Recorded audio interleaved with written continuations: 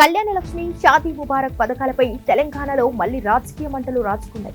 పేదింటి ఆడబిడ్డ పెళ్లికి డబ్బులిచ్చే పథకం కాస్త ఇప్పుడు కాంగ్రెస్ బీఆర్ఎస్ మధ్య పొలిటికల్ పంచాయతీగా మారిపోయింది.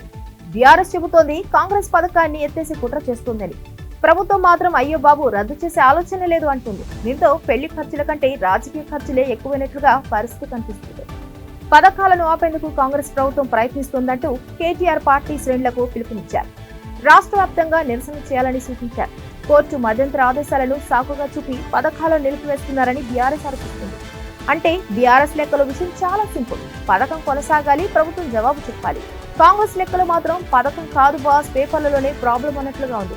ఎవరి లెక్క కరెక్టో కోర్టు తేల్చాల్సిందే. ఆగస్టు 12న హైకోర్టు ఇచ్చిన మధ్యంతర ఆదేశాలే తాజా వివాదానికి కేంద్ర బిందువయ్యాయి.